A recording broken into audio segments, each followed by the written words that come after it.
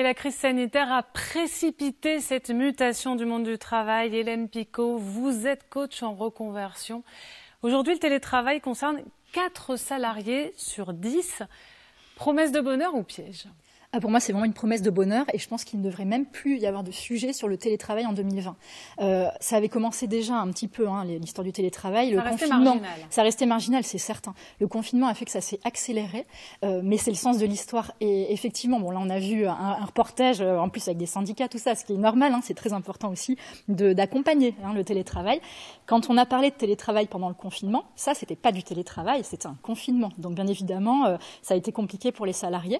Maintenant, les entreprises doivent accompagner ce changement. C'est pas juste de dire 2 ou 3 jours par semaine, à peu près quand tu veux, tu pourras être chez toi et travailler comme ça. Il faut vraiment l'accompagner parce qu'il y a des personnes qui adorent ça et qui sont très contentes de travailler de chez elles, de pouvoir avoir le temps de faire autre chose parce que accompagner, c'est contrôler, comme on l'a vu dans le reportage.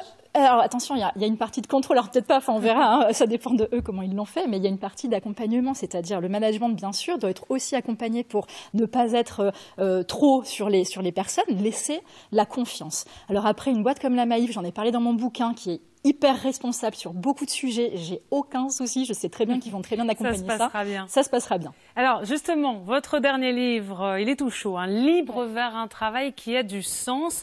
Vous avez commencé à l'écrire avant la crise sanitaire, la Covid est arrivée. C'est quoi aujourd'hui un travail qui a du sens ? Alors, moi, du coup, le Covid, ça a accéléré les choses, mais tout était déjà là. Ça fait 10 ans que j'accompagne des personnes dans leur changement de vie.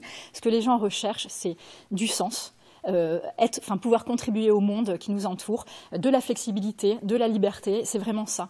Et avec beaucoup de bullshit jobs, comme le dit l'anthropologue Graeber, au final, on se retrouve avec des choses qui n'ont plus de sens. Et le confinement a accéléré cet élément-là, où des gens en télétravail ou alors qui finalement avaient été en chômage technique ou partiel et se sont dit, mais en fait, c'est quoi déjà le sens de ma vie ? Un travail qui a du sens. Oui. Est-ce que ça veut dire la mort du salariat tel qu'on le connaît depuis la révolution industrielle ? Est-ce que ça veut forcément dire travailler pour soi ?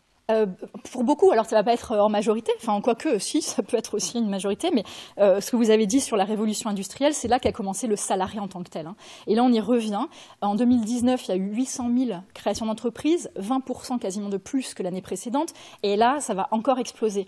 Donc c'est pas tant la faute au Covid qui est affreux et et les gens vont se retrouver au chômage. Oui, bien sûr, il y a une partie comme ça, mais c'est déjà une lame de fond. Les gens en ont ras-le-bol de faire un tout travail ça n'est qu'un accélérateur. C'est qu'un accélérateur. C'est clair.